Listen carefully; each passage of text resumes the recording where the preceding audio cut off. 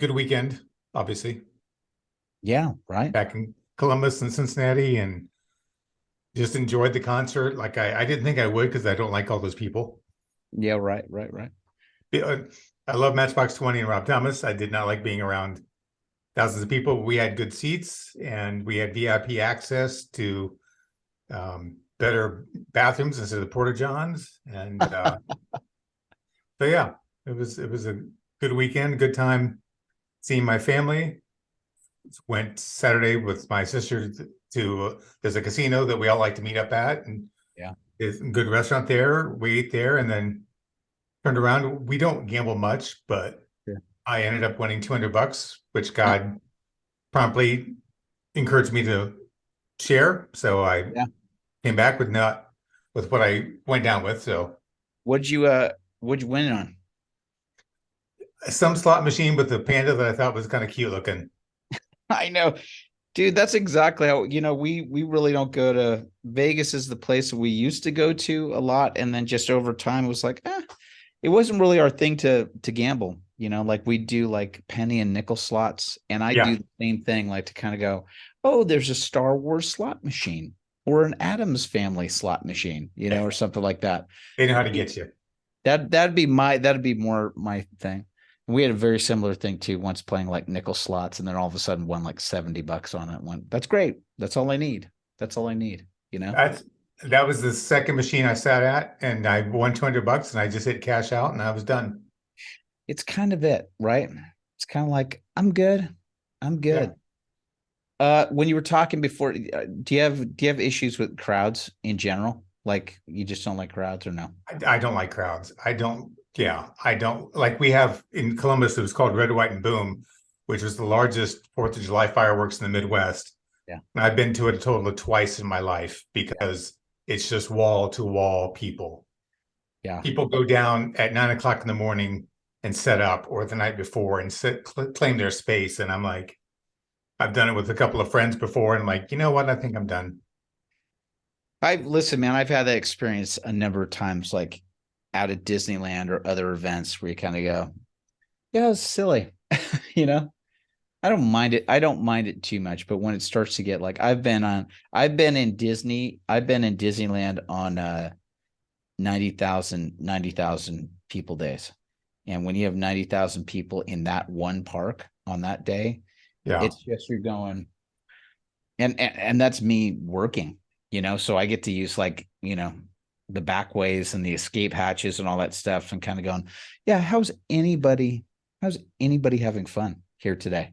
You know, you're maybe getting on two, maybe three rides max. right. It's strange.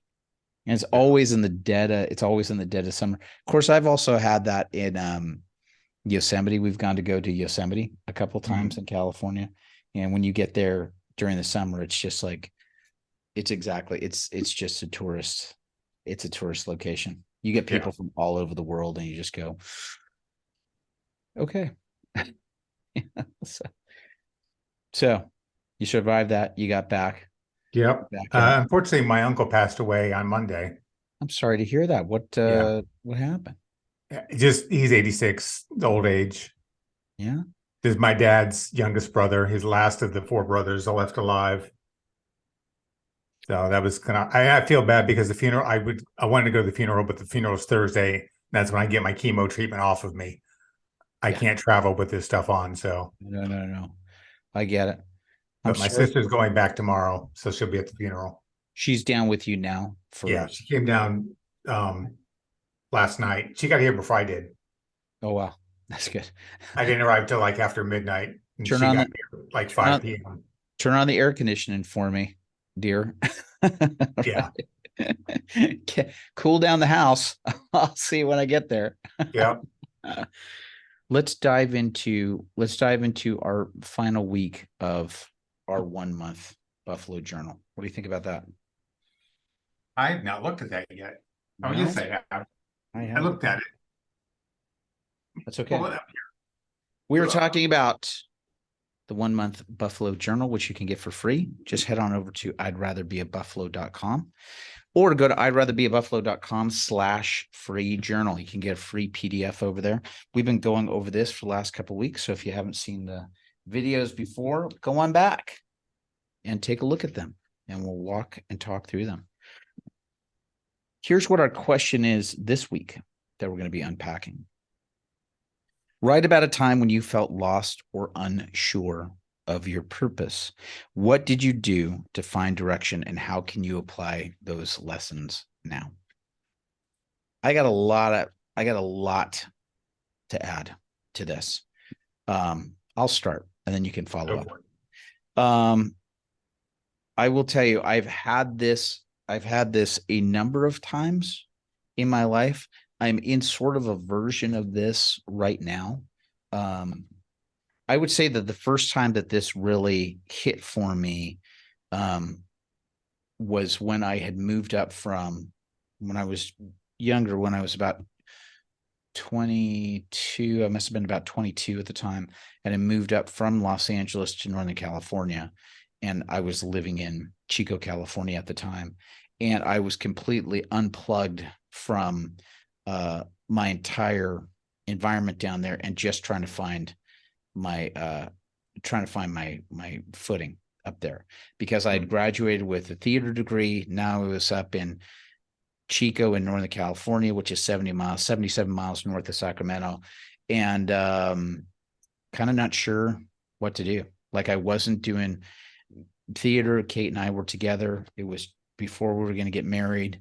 And I just had these moments where I remember specifically, I was looking for any type of job. I had gotten a job working at a awards and trophy shop. My soon-to-be brother-in-law had a friend that owned a trophy and award engraving business.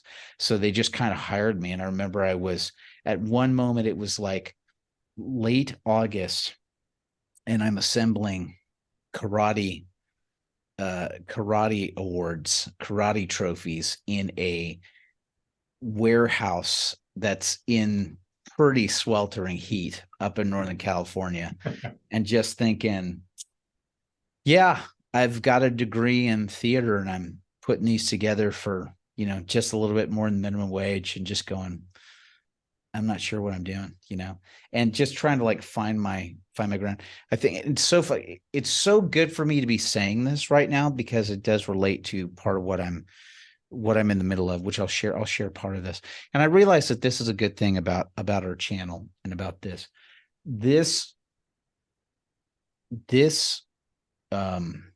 website, this book, all the work that we're doing here at i'dratherbeabuffalo.com. It's all about working through the pain with God's help. Mm-hmm. Working through the pain, the storms of life, all of that stuff, because they continue to come, right? Like, they're just cyclical. And we realize, it's not and that's not in a depressing way. We know that we're ultimately aiming for heaven, but that there will be continuous storms. I think that so many people think that in 21st century North America, we're supposed to go for the storms for a little bit, and then it's just all smooth sailing until we die. And it's like, that's not the case at all. We will have storms. We will have storms all the way up until we ultimately pass, So I just say all of that to realize that stuff that I'm talking about now, which I experienced 30 years ago, that I'm going through versions of that 30 years later. It's, it's not exactly the same, but as George Lucas would say, it rhymes, right? It's right. Sort of, the situations rhyme. And I remember being at a point where, well, I'm not doing the type of work that I want to be doing and earning a living doing that. This is me at 22.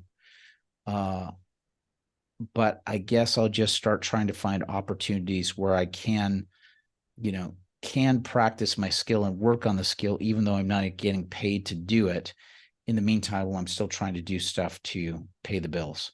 And, around that time, I just started getting involved in, local theater. Oddly enough, I was so grateful for, at that time, theater on the Ridge, which was up in Paradise, California. Oddly enough, those Paradise, California fires, which happened a few years ago, Mm.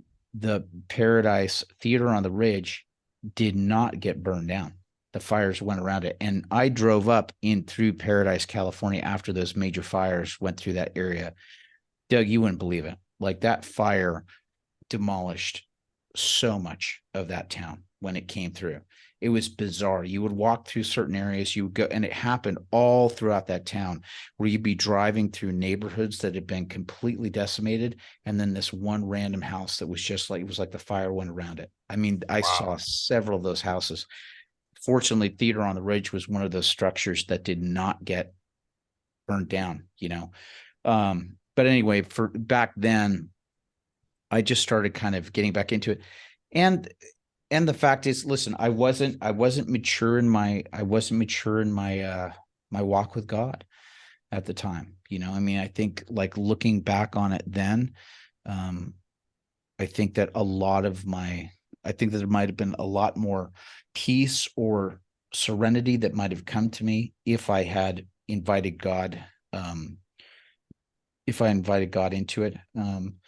But I think at that time it was, again, going back to the earlier part of our conversation, what did I do at that time when I was in a place where I was lost without purpose?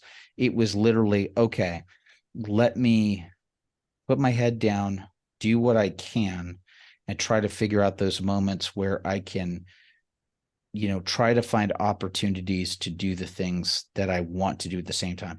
And oddly enough, it was within a short period of time that, you know, I ended up starting to do a number of plays with Kate that were up there at the same time. So while we were doing this other work, we were also getting to do part-time work. And then eventually we ended up we ended up getting offered a out of the blue, a children's theater a children's theater company job from South Coast Repertory that I'd worked with previously. They called me up out of the blue, and said, "Hey, we have a potential job offer for you if you want." And I just said, "Listen, I'm married now. I've got a, you know, my son Luke, who I was raising with Kate as well." And I just said, you know, I don't think we can do it. And JD Keller, who was in charge of it at the time, and Martha McFarland, who was in charge of casting, just said, "We'll come down, we'll interview Kate, you know, we'll see if we can't, you know, audition her for a role and see if we can't both get you work." And they ended up getting us both jobs, which ended up Wow. leading to us coming down as a family to Orange County, which eventually ended up leading, because I was in the area, ended up leading to Disney work and all that stuff. But, you know, again, it was just that moment of going like, I don't know what I'm supposed to do. And I think that the only thing that I could do at that moment was I had a choice. And I think that this is sort of where I'm at today. Sorry for being a little long-winded on this, but you know, you can either bemoan or um, wail about what's not going on or why things aren't fair or how come this person gets this stuff and I don't get this stuff, or you can just put your head down and just start doing the same thing, you know, just Yeah. keep working. And I'm in, you know, to be transparent here on this episode, but you know, I'm in that moment where you know, I'm right in between a transition that's supposed to happen, you know, for us, for our family. Um, and yeah, I'm in this transitionary moment, and, you know, things aren't coming easily. Um, yeah, things I thought that were going to be kind of coming a little bit easier this year have not been coming easy this year. And so I've had sort of I don't know, maybe a prompting of the Holy Spirit to say, yeah, just get back to doing the work that you know you can do, put your head down, do what you can do, and I'll take care of the rest. So anyway, that's my long-winded answer on my stuff, you know. No, that's a good answer. And I think myself, I'm right there with you where, and just reinforce the point, what I've learned about purpose. It's taken a long time to learn. For me, it's several things. One, that purpose doesn't necessarily always equate to career. Mm-hmm. And purpose is also not singular focused, which I think most people think purpose in life, career. This is my job. This is what I want to do. This is what I plan to do. But for me, I think God has shared with me over time that I have a purpose for you in this minute. So in this conversation that you and I are having right now, there's a purpose to be explored. I have a purpose for you in the next hour or two, going to see my sister and brother-in-law, spending time with them who are down here visiting right now. There's a purpose for me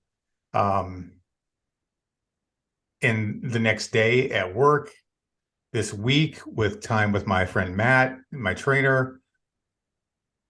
And so I've broadened just that concept of purpose so that I'm not locked in. So this one purpose goes awry, I'm not feeling down about it because I've listened to other purposes during the day, week, month, year. Going through chemo right now. My 11th chemo treatment was this morning, and my purpose for sharing on Instagram and social media to encourage others to face their trials head on, without being superficial and without making it look like everything in life is perfect, because that's what we tend to do on social media. Everything's perfect. Yeah. Well, everything's not perfect. No. Most people aren't honest with themselves. They compare themselves to other people on social media and think that they have nothing to give because they're not doing X, Y, and Z, and they're not getting maybe the audience in social media that they want. Yeah. I remember years ago when MySpace and Facebook were in the infancy, it was about the number of friends you had. Yep. And so I went in there and I started adding people that I barely knew. And now in my old age, I'm going through and either unfollowing them or just deleting them as friends because we never were friends. Yeah. And just consolidating, because I'm simplifying my life now and looking at what's really important. And these 5,000 people aren't as important as the 25 that I'm close to. Totally. So yeah, so purpose for me is just it's a transitionary thing. I think I'm struggling with a little bit at work right now and just trying to find my foothold because I know what I'm good at, but I know part of what I'm being asked to do is not in my wheelhouse, so it's making me uncomfortable, which isn't always a bad thing. Sure. But I also know that as I progress in my career and I'm getting up there in age, that I don't want to do certain things. And I've done some of those things before and not gotten joy from them. So how can I adjust my career accordingly? That's a great point, right? I think that there's so much that's about it with asking for discernment along the way, because really trying to ask for that discernment of going, all right, God, I mean, is there something that's happening here that you're calling me to a new thing that I've never done, or there's something that you're asking me to stretch, or is this an opportunity where you're asking me to kind of, again, cut things out, Right. to get like super simplified or streamlined? Because I think it can be both. I think it can be both. It can be this moment of going, right, is this something I'm supposed to be growing in? Or is this an opportunity right now where I'm supposed to cut this and say no? Right. Great book that's out there, which is called Essentialism by Greg McKeown, which, read a couple of years ago. My gosh, that book is so amazing about really paring down all of this stuff and really getting to those things that you really, really thrive and achieve at. And because sometimes there's just so much noise. And, you also, listen, we've all experienced it in different work settings where there is a part of you that it happens with age and maturity and wisdom that comes where you go, yeah, I think you're trying to test something out here, and you kind of need me to help you to see if it's going to work or not. And I think maybe my time, my energy could be used better. Right. I've had that, I remember having this moment. I remember having a clear moment. Boy, talk about clarity with certain things. I had these moments. I'm going to use theater stuff as an example. when I was in college, you know, you'd just be in anybody and everybody's play, whatever was going on, right? Right. And I was at Cal State LA, and so there was always these experimental one acts or wacky avant-garde plays. And I'd be involved in just about anything, everything, because you're just so hungry for any kind of stage time. But I remember I had just graduated from Cal State, and I, you know, and believe me, I still was involved in a couple of other projects once I had, you know, after I got that job with South Coast Repertory, I moved back down to Orange County, Los Angeles area, and there were still times where I was still getting involved in some stuff that, you know, college friends were doing. So you do stuff on the side that you weren't getting paid for at the same time. But I remember I had this really clear moment where somebody reached out to me and they asked if I wanted to do this again. It was this one of these really avant-garde, wacky plays. And there's some just bad plays out there. There's bad plays where you just go like, what is this about? You know? And, you know, as an actor, you're so hungry and you want to be part of a cutting edge thing or whatever. And I remember somebody sent me this. It must have been like this French avant-garde play that they had found. And the worst thing you can say to an actor is, you'd be perfect for this role. Well, what this really means is I really need a good actor so we can pull this thing off. I remember this one girl reached out to me and she was like going, could you be a part of this play? And I remember she sent me the script and I just read the script and I just went, no. It was just like, and it was just this moment that happened where I just thought, yeah, I think I'm done with this type of work. You know, I'm done with this type of work. Mm-hmm. And then I ended up moving to another range where it was like, then you start doing like 99-seat theater that was down here in LA. I don't even know if that contract still exists here, but 99-seat theater plays that they used to have here in LA for Actors Equity. It was basically, it was this idea that you could have a theater where the seats could be all the way up to 99 seats. And if it went up to 99 seats, then it meant that the producers didn't have to pay you like it was a regular equity play, right? Because if it was like an equity play, they'd have to be paying you like $300 or $400 a week or whatever it was. But if it wasn't, then it was like, oh, it's not really, it's, you know, and actors kind of gave away those rights as well because they were just looking for venues to perform in and showcase and all this stuff, and just stuff that doesn't exist anymore. There used to be this idea that, you know, LA had a whole bunch of these little theaters and stuff that were all over, and the idea was like, we'll put on these plays and then a casting director will come out and see us in the show, and then they'll be, you know, what I found out over the years, at least my experience, was like casting directors have spent their entire day working with actors and casting. The last thing they want to do is go out and see another play that night. Right. Normally, if they were going out to see a play, they were going out to see something at the Mark Taper Forum or the Geffen or the Amundsen. They wanted to go to like a big show. They didn't want to go to a rinky-dink crappy show where there might be one person out of a cast of 12 that's good. But anyway, I got involved in the 99-seat theater circuit for a while. And one of the shows that we did was, it was a produced show that I did with a theater company. We all worked together. We did this show as La Gioconda. We ended up winning like an LA Weekly award for best ensemble and a Ovation award. Jeffrey Rush and Orlando Bloom came out to see us in this theater, you know, when they were still filming the Pirates of the Caribbean movies and stuff. And I really liked it. But I remember I worked so hard on these shows that we did with the Collective Theater Company. But I remember I had a turning point where it was like, I think I'd done one of my first, I started doing like paid commercials and stuff. And I just had this moment where people wanted to keep going with the 99-seat theater stuff that we were doing. And you're making like $25 a week doing these shows. And I remember just having this moment where I just went, no, kind of done.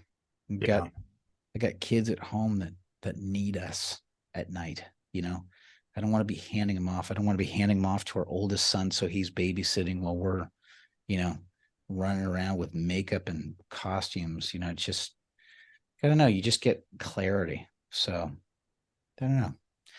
I think that we get that. I think that we get those sort of wake up moments where you go, all right, God, whatever my dreams or aspirations or intentions or things I wanted, I'm laying it down. I'm laying Right. it down. What you want me to do, how you want me to do it. Let me get in line with that. And even if that means I have to be doing that while I'm doing some sucky work at the same time, okay. All right. I'll trust you, you know. Yeah. That clarity is a good thing when you finally get it. You wonder why you didn't develop it earlier. I know a few years back I was on serving on three nonprofit boards at the same time and cared about each and every one of them being my own nonprofit, of course. But after a while, I'm like, I just don't have anything left to give to these other nonprofits. I need to be more singular focused and to take the opportunity to allow myself to breathe a little bit. I just kind of felt constrained by spending all day at work on meetings, and then all evening times in nonprofit meetings and board meetings. And even though they didn't meet like weekly, it was still a lot because there was work to do in between board meetings. And I still love nonprofit boards, and I probably will pick up one in a year or so if a good one comes along. But yeah, my season for uploading and some of it I realized too, I was compensating. I needed some people time, so I was artificially creating it by joining boards. And joining boards, again, they were good causes, and people asked me to be a part of it because they knew my passion for nonprofits and my experience, which is great. But learning to say no, 14 and 15 is what I say. 14th letter and 15th letter of the alphabet, N and O, became my friends. So I'll start 14, 15. No. Oh my gosh, that's so good. 14, 15. I love it. I Yeah. think it feels like, at least from part of our discussion, I think it almost, I hate to say it, but it almost feels like you have to get to a point of, you have to get to a point where you almost get out of your own way or get burnt out or get exhausted or get spent. And you're just kind of depleted and realize, yeah, I'm trying to do this my way and I Mm-hmm. can't, and I think that there's a moment that happens in that where we just go, all right, it's almost 14 and 15 to what I thought it was supposed to be, you know, Right. no to the way I thought it was supposed to go, you know, what's your way, Lord? You know, And it's yeah, things unfortunate that, change. well, it does. And I think it's unfortunate because I think we, again, it's a very good reminder in this conversation. Uh, we just think that we know what's best. Hmm. We think that we know what's best. We think that we know the way that it's supposed to go. We get the idea, and we can lie to ourselves, right? Right. We can say to ourselves, that feels right. That feels right. That feels good. I think I've got this, and again, like I always say, Satan loves to piggyback in on good virtues and good ideas. You can get something, and it's very easy to say, I think this is God telling me Right. this. I think this is the Holy Spirit telling me to do this. And when you load up all those things in life before you realize you need to cut back and a storm hits you, that storm's magnified because now I've got to focus on this to the exclusion maybe of three or four or five or six other things that I was heavily involved with before because I only have enough energy in my tank for one thing right now. And that's the current storm I'm facing. Yeah. I think it gets a lot of people. They end up in life and they end up really depressed and needing some professional help. The first thing my counselor always did with me, Brian, when I was going to him, he had me write out what goes on each month. What are you involved in? Mm. Let's take a look at that together. And that was the first thing. He's like, you've got too much on your plate. Mm. What could you cut back on? Because you need to focus now on this. Boy, I'm going to tell you, that's a great technique. You know what that's almost like? That's almost like that's like a personal ledger for yourself. That's almost like a personal checking account, right? If you were to get out your bank book, your checking account and just kind of go, yeah, what is it? And like literally start looking at the checks that you are writing with your time and energy. Yeah. Boy, what a great concept that is. All right. What am I spending my time, my energy on? Right. And like going, you're overdrawn, bro. Right. And exactly that thing that example that you were just given, what happens when you've got all of that and a storm hits you, and then all of a sudden you're focused on the things that you're trying to keep together or cobbling? What are you also doing? You've completely shoved God out of the entire situation. God's not with you at all. Right. Right. God's not in the middle of this at all. I think that that's a big thing that I'm trying to remind myself is like, Lord, I'm bringing you in. Lord, I'm bringing you in. Please come in, come in, come in. Because how I'm doing this ain't working. It's that analogy of the spinning plates, which I don't think younger readers will get anymore. But back in the day, there were people who were like circus performers who could balance plates on sticks and get them spinning to maintain, but you could only have so many going at one time. Once you reached your max, you couldn't have any more plates spinning because you've got to keep all of them in motion. That's right. Otherwise, they start falling apart and breaking. Yeah.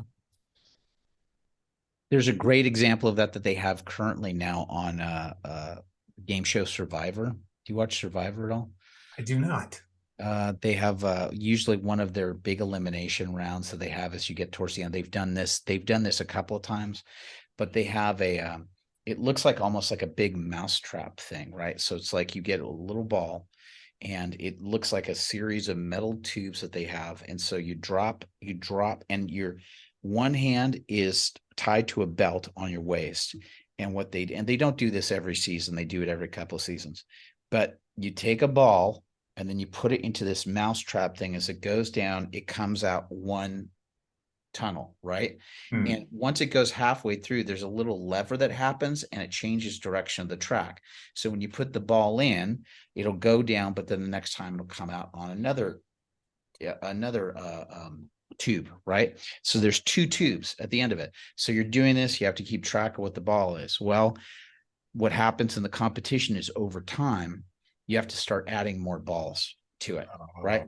So as you start adding more balls, every time a ball changes, it goes down one track, and then the other ball goes down the other track. And you've only got one hand to catch that ball and put it back in, and you can't let a ball drop.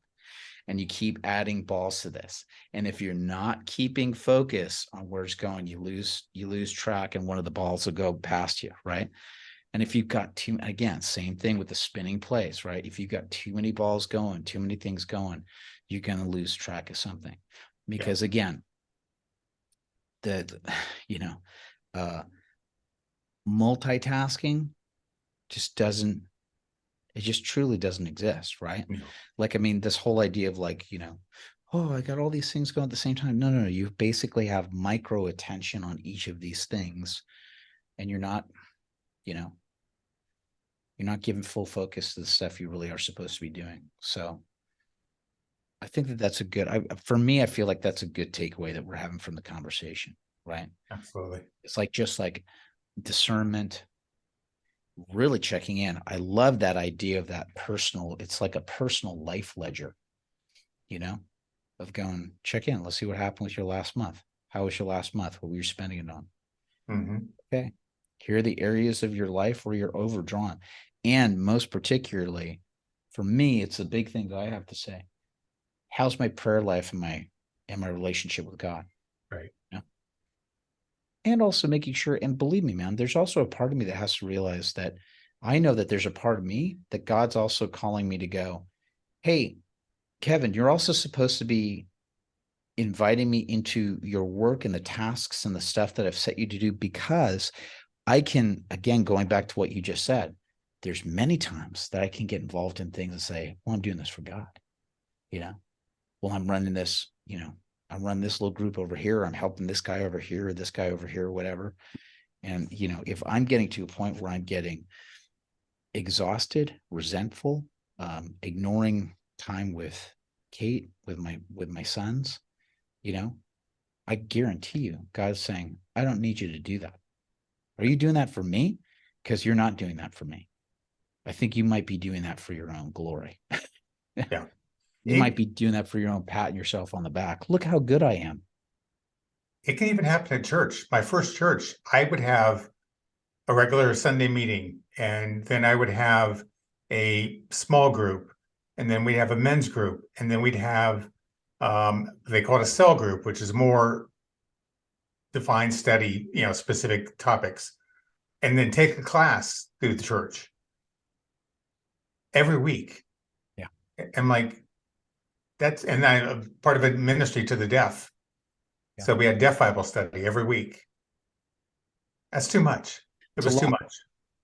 I saw an article on that somewhere where it was like, I understand it, right? Like pastors have got a lot on their plate that they've got to juggle, but sometimes there are some pastors in some churches who are like, hey, pastor, you're on the payroll and your other volunteer staff isn't, like you got to keep that in mind, especially those people that are like, Stan, are you being respectful? Listen, man, stuff I've had before too in other, in other ministries that I've worked in, or just like looking at my life ledger account for the week and going, what am I doing here? Mm-hmm. And basically I've created a part-time job for myself that it's taken away from my family. I'm not getting paid for this. So good stuff, buddy. Good conversation. Awesome. So if you enjoyed that, guess what? That's part of what that is. Or if you just heard this for the first time and you just went, wow, that's great. Where do those guys get that prompt question from? From this 1 month Buffalo Journal over I'd rather be a buffalo.com, free PDF. Or if you're a Kindle person, we've got available on Kindle. Or if you want a hard copy like this, you can go to amazon.com. Just search our names, Doug, Riggle, and Kevin Gregg, and put in 1 month Buffalo Journal. You'll find it. We'll put links so you can find it too. Or if you've gone with us through these whole 4 weeks and you thought, boy, that's amazing, I want to share this with somebody else, then gift it to somebody. Point them in the direction of the PDF, or maybe buy them a hard copy of this and send it to them. Here's what I think we are going to be doing. We're going to continue on. We're not going to revisit this. So you can look back at the past videos. If this is the first one that you're seeing and you want to go, how these guys do this, let me go back. Don't worry. Go back and take a look at the other videos and follow along. We've actually submitted our 1 year discovery journal that's going to be coming out soon. And I think, Doug, what we might do, we might give some teaser questions along the way that we might start talking about, or there may be some other material that we might start doing together as sort of prompt questions, because I think that this is all just super useful. Absolutely. So there you go. Any closing thoughts from our discussion today? Take time to assess your life and take just a week and figure out where you're spending your time. And then think through what your purpose is, or what you think your purpose should be. And are you spending time on that? And if you're not factoring in there time to read the Bible and time to pray, I would make sure you're doing that as well. Add that too as a priority. I have to, for myself personally, I have to also make sure that I'm putting in rest and refreshment and recreation. That's for me. There might be some people that are going that they may be overboard on that in that part, but I know that that's something I definitely have to put into, Yeah. Awesome. Thanks, Doug. I appreciate it. We'll check back in next week. Sounds great. Looking forward to it. Thanks, man.